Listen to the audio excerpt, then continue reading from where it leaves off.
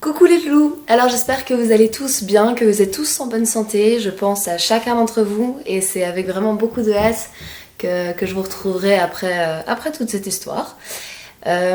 J'espère aussi que vous travaillez bien parce que, que vous allez commencer à bien travailler parce que ce ne sont pas encore des vacances, c'est pas encore les vacances de Pâques et c'est important de ne pas perdre le rythme. Donc voilà, les professeurs, moi compris, on essaye de trouver un maximum de solutions. On vous envoie différents travaux. C'est pas pour vous embêter, vraiment loin de là. C'est pour vraiment que vous ne perdiez pas le fil de tout ce que vous avez appris depuis le début de l'année et que vous puissiez vous en sortir en fin d'année. Ok. La priorité, c'est de bien rester chez vous pour éviter de transmettre ce virus et on va voir ensemble pourquoi. Donc, comme c'est moi qui vous donne cours de sciences, je trouvais ça assez intéressant de voir le coronavirus d'un côté un peu plus scientifique, vous expliquer vraiment ce que c'est. On l'entend beaucoup un peu partout, il faut faire attention à ce qu'on entend, distinguer un peu le vrai du faux, parce que vous l'entendez dans la bouche des personnes autour de vous, ça part un peu dans tous les sens, vous l'entendez dans les médias, dans les télés, on ne sait pas toujours qui croire, qui écouter, et du coup je ne dis pas que je vous donne la vérité pure, mais on va faire ce petit travail ensemble de rechercher qu'est-ce qui est vrai, qu'est-ce qui est faux. Je me suis beaucoup renseignée, donc ne vous inquiétez pas, ça va aller. Juste, on va voir ensemble ce qu'on doit faire pour s'en sortir tous ensemble et rester bien à la maison, encore une fois, et travailler bien. Alors, le coronavirus, qu'est-ce que c'est? On l'entend dans tous les sens, mais qu'est-ce que c'est exactement? Du coup, coronavirus, c'est un virus. Je pense que vous savez ce que c'est un virus. Pourquoi coronavirus? En fait, corona ressemble un peu à couronne. C'est la forme que le virus a. Donc en fait, il faut imaginer que notre virus, le coronavirus, hop,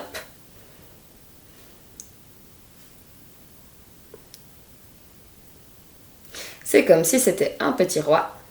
Mais en fait, c'est surtout sa forme.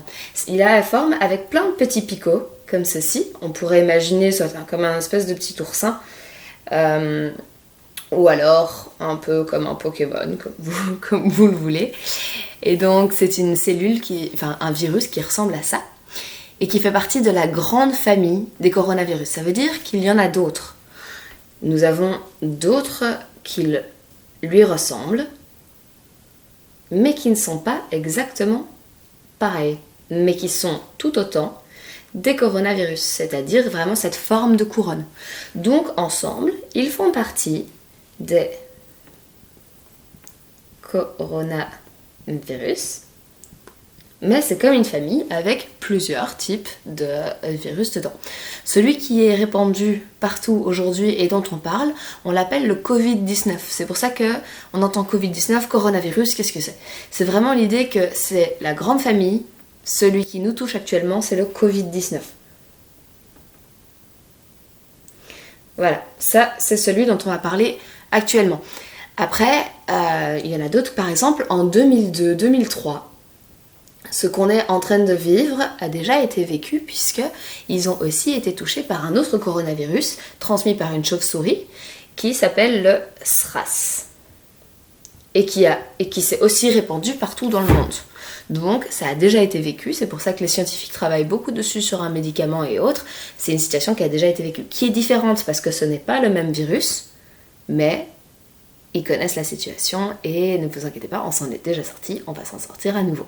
Et donc maintenant on va s'intéresser sur notre copain ici. Alors, notre coronavirus, si on peut l'appeler le nôtre, virus en latin, donc pour ceux qui ne connaissent pas une langue très ancienne qu'on ne parle plus, mais qui est à l'origine de notre langue, le français, qui est aussi à l'origine de l'italien, de l'espagnol et de toutes ces langues de ce côté-là. En fait, on avait donc le latin et c'est virus en latin veut dire poison. Et donc c'est un peu l'idée d'un poison qu'on répand dans notre corps.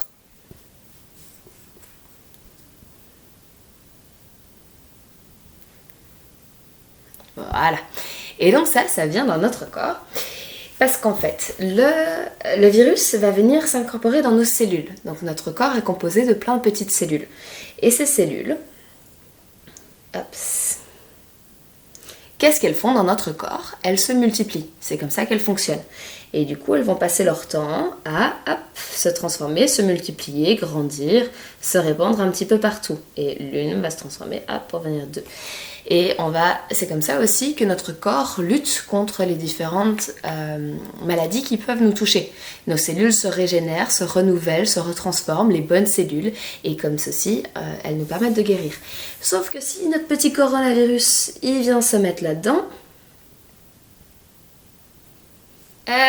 il prend possession de nos cellules et il vient se répandre et mettre un peu sa maison et se reproduire tout partout là-dedans.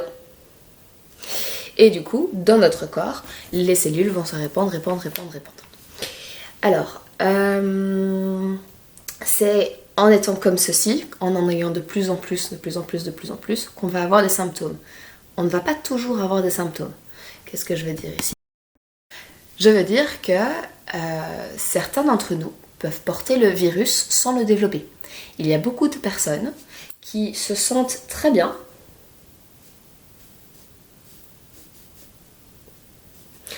vont faire leurs courses et ne comprennent pas pourquoi est-ce qu'ils doivent rester à la maison. Parce que eux, de toute façon, se sentent très bien. Alors qu'en fait, peut-être que sans le savoir du tout, le coronavirus est peut-être déjà partout en lui. Mais, comme il a un système immunitaire qui est assez fort, il ne va pas développer ce virus, il ne va pas avoir les symptômes. Mais il peut toujours le transmettre, il peut toujours le donner aux personnes autour de lui. On va voir après comment est-ce qu'on peut transmettre le virus. Du coup, ça, on appelle ça un porteur sain.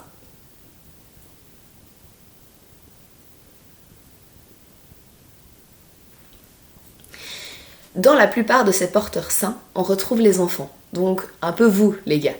Vous avez un système immunitaire, pour la plupart, qui est très fort et qui donc va vous protéger de ce virus. Vous avez des cellules qui vont se régénérer très vite et la plupart du temps, vous allez porter le virus, mais pas le développer. Et donc, vous ne risquez pas grand-chose.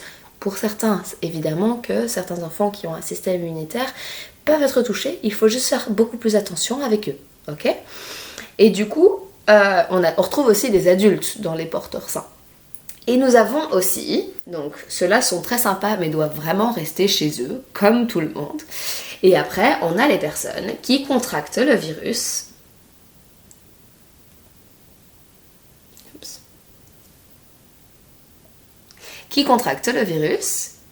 Il vient se mettre dans notre petite personne. Et ensuite, cette personne commence à développer des symptômes. Et commence à se sentir malade. Qu'est-ce qu'on va avoir ? On va avoir de la fièvre. La personne va commencer à se sentir moins bien. Elle va avoir beaucoup de chaleur au niveau de la tête, mal de tête, fièvre, et elle va commencer à beaucoup tousser et à avoir des difficultés à respirer. Donc ça aussi, vous avez quelques élèves dans la classe qui sont asthmatiques. Voilà, il va y avoir plus de difficultés à respirer et donc je pense que vous connaissez la sensation. Encore une fois, faites plus attention que les autres, encore une fois.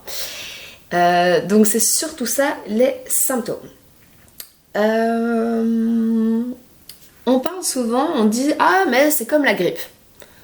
C'est un virus comme la grippe, en effet. Mais ce n'est pas le même virus puisque c'est un coronavirus, donc le corona en forme de couronne. Et la grippe n'est pas en forme de couronne. Alors, du coup, cependant, les virus se transmettent de la même manière que le coronavirus, puisqu'ils se transmettent de la même manière. C'est juste qu'ils n'ont pas la même agressivité. Le Covid-19 qu'on a pour le moment est plus agressif que la grippe. Il touche moins de monde, mais il est plus agressif. C'est pour ça qu'on fait beaucoup plus attention et qu'on réagit avec toutes ces mesures comme ça en Belgique pour s'en débarrasser. Donc, comment les virus se transmettent et voyagent en fait, parce qu'il faut vraiment imaginer que nos petits virus, c'est comme s'ils prenaient une petite soucoupe, et ils aiment bien voyager de personne en personne. Et alors là, ils sont très contents, nos virus, parce qu'ils peuvent se développer. Et du coup, et voyagent. Mais par quel moyen ? Alors, la manière dont ça va se transmettre, c'est notamment les gouttelettes de salive. Donc, évidemment, la salive, enfin, ou pas seulement les gouttelettes. C'est-à-dire que si on fait plein de bisous à papa et maman, on va laisser des petites traces de salive, ou à d'autres personnes, évidemment. Quand on tousse, c'est pour ça qu'on dit qu'il faut avoir la main, mais surtout le coude au niveau de la bouche, parce que lorsque vous toussez,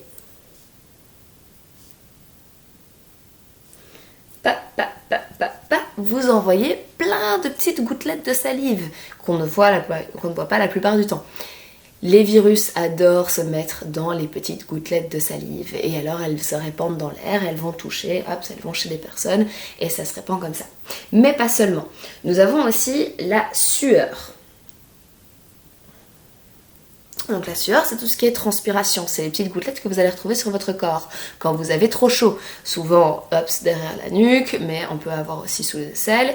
Et on en a plein les mains, c'est normal, c'est notre corps qui évacue de l'eau. Et du coup, on en a même quand on a les mains un petit peu moites, par exemple. Mais là, même lorsque vous avez l'impression d'avoir les mains sèches, vous pouvez tout de même avoir des toutes petites gouttelettes dessus. Et c'est là que le virus se met aussi. Alors, pourquoi est-ce qu'on dit on évite de même de toucher les objets, etc. Un virus, lorsque vous touchez, par exemple lorsque je touche ce tableau, si j'ai le virus, je le mets sur le tableau. Et ensuite, hop, moi je m'enlève. Si quelqu'un vient toucher ce tableau exactement au même endroit, il peut le contracter. Donc c'est pour ça qu'il faut faire très attention à ce qu'on touche aussi. C'est pour ça que c'est mieux de rester chez soi pour pas aller toucher plein d'autres objets. Un virus peut rester 6 à 12 heures sur des objets comme les tables, les poignées de porte et tous les objets qu'on touche en général, même les tissus, les vêtements, les oreillers et autres.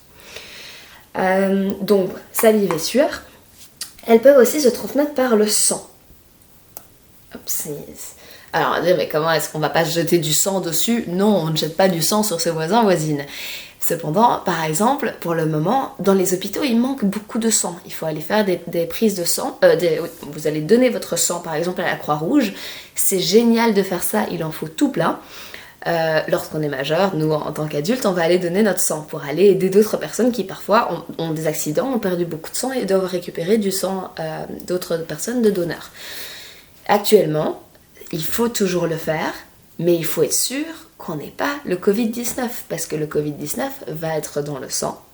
Et du coup, si on prend notre sang pour aller le donner à quelqu'un d'autre qui en a besoin, eh ben on lui refile le Covid-19. Et du coup, on lui donne le virus. Et il peut le développer, ça peut être très dangereux pour lui. Surtout s'il a eu un accident, son système immunitaire va être beaucoup plus faible et il risque parfois d'en mourir. Donc parfois, vouloir donner son sang, c'est une super bonne idée. Mais il faut faire très attention. Si on n'a pas le virus, c'est génial. Si on a le virus, ça peut être assez catastrophique. Alors, on peut aussi le retrouver dans l'urine. Alors, vous allez me dire, mais encore une fois, on va pas se faire pipi dessus avec les gens. Je vais pas vous croiser mon voisin et commencer à lui faire pipi dessus. Donc comment est-ce que je peux lui transmettre le virus de cette façon-là ? C'est pour ça qu'on insiste sur le fait de se laver les mains après avoir été aux toilettes. Lorsque vous allez aux toilettes, vous avez des toutes petites particules d'urine, notamment si vous vous essuyez ou si vous tenez votre zizi en tant que garçon ou des choses dans ce style-là, et ben vous pouvez avoir des toutes petites gouttelettes d'urine sur vos mains.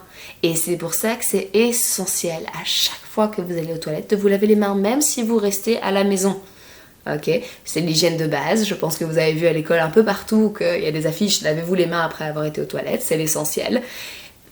Mais d'autant plus dans cette situation où il y a le virus qui se transmet aussi par l'urine.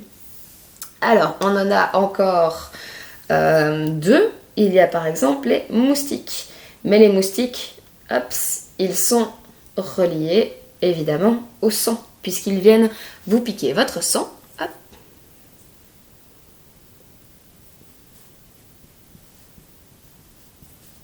Hops. Le petit moustique, il arrive, il vient prendre votre sang pendant que vous dormez, ça gratte et c'est pas très agréable après, mais surtout, il va aller prendre son repas suivant chez quelqu'un d'autre et en mélangeant le sang comme il le fait, on peut passer le virus aussi comme ça. Donc si vous avez un moustique dans votre chambre, faites bien attention, écrasez-le vite et comme ça, on évite les risques. Vous pouvez aussi le retrouver dans la nourriture. Alors, pourquoi nourriture? C'est pour ça qu'on prend beaucoup de précautions dans tout ce qui est lié à la nourriture pour le moment. Donc par exemple dans tout ce qui est restaurant, dans tout ce qui est livraison, les personnes sont obligées de porter des gants au niveau hygiène parce qu'encore une fois c'est lié à la sueur. C'est les petites gouttelettes d'eau qui sont libérées par vos mains. Du coup si jamais vous prenez avec vos mains la nourriture, vous pouvez vraiment le transmettre très facilement à quelqu'un pour qui vous avez préparé ce plat. Donc pour tout ce qui est nourriture à l'extérieur, quand vous commandez un plat, etc., les personnes auront fait très attention à mettre des gants pour pouvoir justement lutter contre le virus. Et puis même, honnêtement, c'est quand même un peu plus hygiénique et un peu plus agréable d'avoir un repas qui a été préparé sans mettre de la sueur dedans, je pense. Alors, vous allez entendre beaucoup le mot épidémie pour le moment, ou pandémie. Qu'est-ce que c'est qu'une épidémie ? C'est le fait que les petits virus, tout ça c'est notre bande de virus, c'est l'idée qu'ils attaquent beaucoup de personnes en même temps. Sinon on appelle ça une maladie. Une maladie, ça va simplement être par exemple comme la grippe ou... Enfin non, la grippe est un virus, oubliez ce que je viens de dire. Mais il y a plein d'autres maladies comme par exemple, évidemment j'ai que des virus qui me viennent en tête. Lorsque vous développez une... J'ai pas d'idée du coup. Si vous avez des idées, si vous attrapez un rhume ou si vous attrapez froid. Si par exemple vous allez vous baigner, vous allez à la piscine et puis ensuite hop vous sortez avec les cheveux trempés, vous pouvez attraper un coup de froid et ça on va appeler une maladie parce que tout le monde ne va pas le contracter en même temps et que si vous avez attrapé un coup de froid, vous n'allez pas balancer ce coup de froid à toutes les personnes qui sont autour de vous. Un virus, c'est ce qu'il va faire, il va attaquer un grand nombre de personnes en même temps. Du coup, on va avoir beaucoup de petites personnes qui sont contaminées, parce que le virus se transmet. Vous les imaginez vraiment avec leur petite soucoupe qui passe de l'un à l'autre par la sueur, le sang, l'urine, tout ça. Et du coup, comment est-ce qu'on peut arrêter ça ? C'est ce qu'on va voir. Alors, certains d'entre vous auront vu cette image vraiment des allumettes. Imaginez que tout ceci soit des allumettes. Si celle-ci prend feu, automatiquement elle va donner feu à celle qui est juste à côté, qui va donner feu à celle qui est juste à côté, qui va donner feu juste à côté, et qui va brûler toute notre rangée de cigarettes. C'est pour ça qu'on reste à la maison. On s'efface, on se met de côté, et comme ça, on s'arrête ici. Et on ne contamine pas plus de personnes. Alors évidemment, heureusement pour nous, c'est une maladie et on ne prend pas feu, parce que sinon ce serait pas très joli à voir. Mais c'est pour ça qu'on vous demande de rester chez vous, simplement pour ne pas la transmettre et arrêter de répandre ce virus. Donc, comment l'arrêter ? Alors, on pourrait parler d'un vaccin. C'est quoi un vaccin ? Vous en avez sûrement déjà fait. C'est une piqûre où on vous donne un tout petit peu de la maladie. Donc par exemple, on va vous faire un vaccin contre la grippe, donc la traditionnelle grippe. On va vous mettre un petit peu de la maladie de la grippe à l'intérieur de vous. Et comme ça, votre corps va s'habituer, il y a une maladie, hop, on va lutter. Et tout votre corps, votre système immunitaire va s'habituer à la maladie qui vient de vous piquer, qui vient d'être ingéré en vous, et du coup votre corps après permet de développer, c'est comme si votre corps avait toutes des petites cellules qui sont des guerriers et qui vont combattre notre petit virus qui attaque. Et s'il n'y en a pas beaucoup, nous, notre corps, hop, il va développer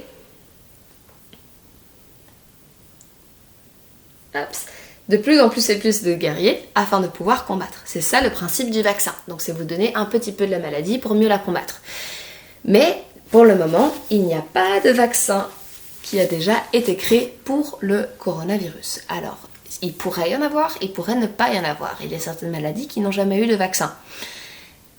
Les scientifiques travaillent dessus, mais de toute façon, pour créer un vaccin, il faut beaucoup de temps. Donc pour le moment, on ne peut pas encore compter là-dessus. On verra par la suite, on espère par la suite. Alors comment faire ? Déjà, quand vous éternuez, mettez votre main, non, votre coude devant votre bouche. Pourquoi pas votre main ? Parce que depuis qu'on est tout petit, on nous apprend, mets ta main devant ta bouche quand tu bailles, quand tu tousses, quand tu éternues, etc. Oui, mais en faisant ça toutes les petites gouttelettes que vous exténuez, vous les mettez sur votre main. Et ensuite, vous allez toucher les trucs tout partout. Donc si jamais, à n'importe quel moment, vous devez éternuer, c'est mieux de mettre votre main qu'autre chose. Mais si vous éternuez dans votre main, allez vous lavez les mains, ok? Et si jamais, le mieux, c'est le coude. Parce que comme ça, vous n'allez pas vous frotter comme ça à tous les objets. Du coup, forcément, c'est quand même mieux de le faire dans son coude. Donc, on a le vaccin. Mais pour le moment, on ne compte pas trop dessus. On a le coude pour tousser, éternuer, etc. Qu'est-ce qu'on a d'autre? On a se laver les mains. Évidemment, ça c'est un grand principe. Hop. Pourquoi? Simplement parce qu'on évite tout ce qui est transmission comme ceci. En étant le plus hygiénique possible et en se lavant le plus possible les mains, on évite la transmission. Mais ça, je pense qu'on vous agace assez avec ça. Et j'espère que vous l'avez bien compris. Il y a se confiner. Se confiner, c'est ce qu'on fait tous aujourd'hui. Ça veut dire rester bien à la maison. Alors, vous allez me dire, mais pourquoi il y a encore des gens dehors? Pourquoi il y a des gens qui n'écoutent pas? Alors, il y a des personnes qui continuent d'aller dehors. La plupart du temps, c'est dans les cas de besoin. Ça veut dire qu'il faut continuer d'aller manger. Il faut continuer de manger, du coup, on va aller faire les courses. À la pharmacie, parce que parfois on a besoin d'un médicament et on se sent pas très bien, et du coup les pharmacies restent ouvertes. Tout ce qui est aussi restaurants, etc., qui sont liés en fait à la nourriture. On ne peut plus venir manger dans les restaurants, mais on peut toujours prendre à emporter. Donc il y a des personnes qui vont continuer d'aller au restaurant pour prendre leur plat à emporter chez eux. Il y a aussi des personnes qui ne veulent pas rester enfermées chez eux, que ça ennuie, ils n'ont pas envie, etc. Donc ils continuent de sortir. Malheureusement, ces personnes-là ne sont pas très responsables, et j'espère que vous l'êtes, les loulous, en restant à la maison, parce que s'ils continuent de sortir et de se rassembler et d'être ensemble, c'est comme ça qu'ils vont continuer de transmettre le virus. Vous pouvez évidemment sortir une fois de temps en temps en forêt, en parc, sortir pour prendre l'air parce que ça fait quand même du bien, mais en évitant d'être avec les personnes, donc de trop proches des autres personnes. Votre famille, vous vivez avec, forcément vous pouvez rester à côté d'eux puisque de toute façon vous êtes dans la même maison.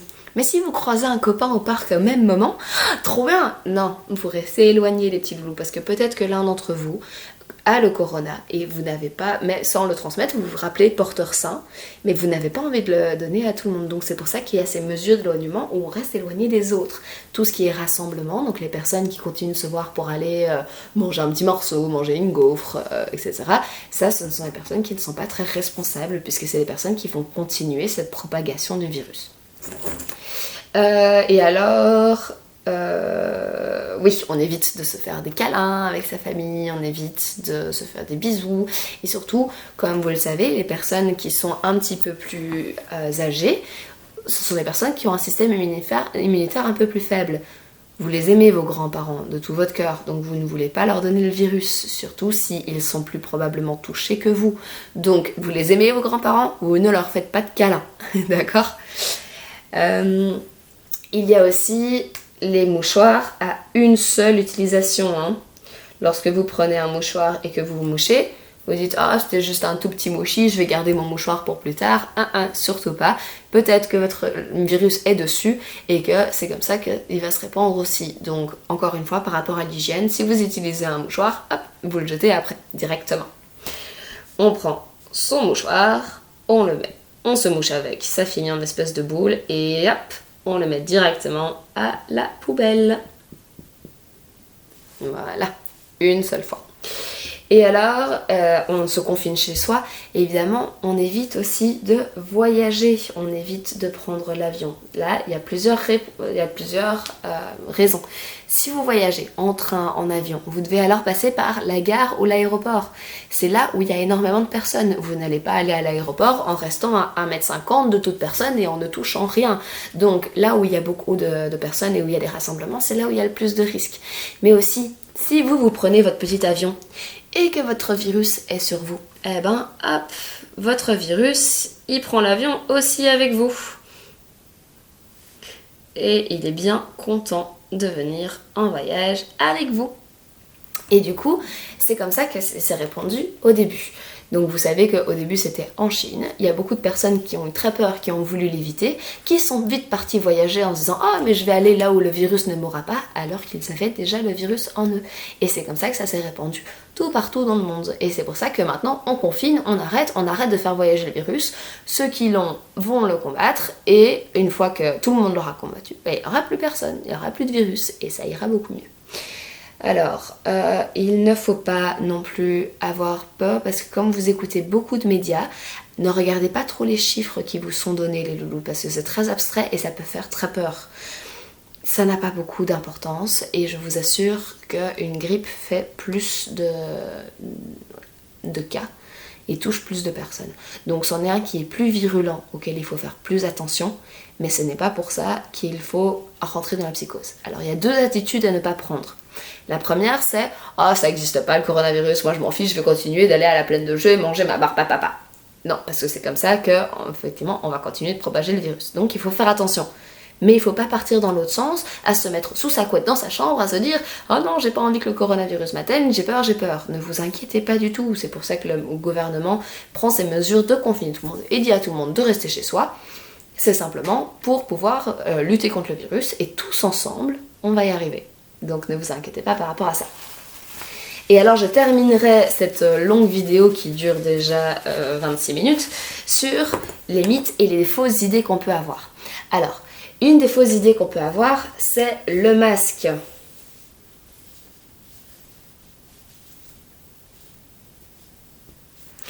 Oui, mais si je porte un masque, je ne serai pas touchée par le virus. Faux, les lots. Vous pouvez déjà l'attraper par plein d'autres manières différentes, comme on l'a vu en touchant des objets. Le masque n'est utile que pour les personnes qui sont déjà contaminées, parce qu'une personne qui a le coronavirus, s'il met un masque comme ceci et qu'il éternue, génial, ça garde les petites gouttelettes et ça évite la propagation de cette manière-là. Donc les personnes qui ont déjà le coronavirus, qui est déjà en eux, hop, alors c'est utile qu'ils portent un masque. Si jamais c'est pour vous protéger, c'est inutile, ça ne sert à rien. Et en plus, les hôpitaux ont vraiment besoin de ces masques. Les personnes qui ont d'autres maladies ont parfois, et surtout le corps professionnel, le corps médical, donc toutes les personnes qui travaillent dans les hôpitaux, les docteurs, les infirmiers, les infirmières et toutes ces personnes-là ont besoin souvent de masques. Et du coup, il y a des gens qui vont dans les hôpitaux, qui prennent tous leurs masques parce qu'ils ont peur, alors qu'ils ne sont pas concernés. Et du coup, on évite de prendre des masques si on n'a pas la maladie. Alors, une autre fausse idée, c'est « on va tous mourir ». Non. Lorsque les personnes attrapent le virus, donc celles qui sont touchées, 80% des personnes s'en sortent sans souci, sans problème, sans complications. Et 1 à 2 semaines, et ils s'en sortent. Alors 80% ça veut dire quoi? Ça veut dire que sur 100 personnes, alors là je vais m'amuser à dessiner 100 personnes, attendez. Voilà, donc nous avons 100 petits traits ici, ça représente 100 personnes. Imaginez que sur ces 100 personnes,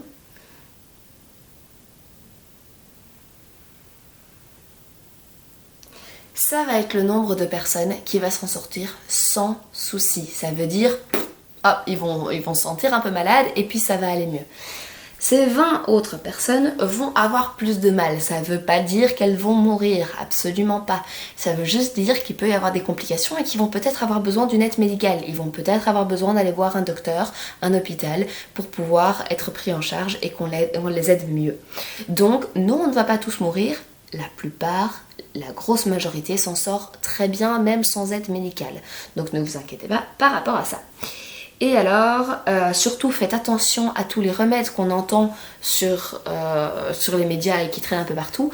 J'en ai entendu un sur l'eau de Javel. Donc l'eau de Javel, c'est un produit très très très dangereux qu'on utilise un peu dans les maisons pour effacer les grosses taches, etc.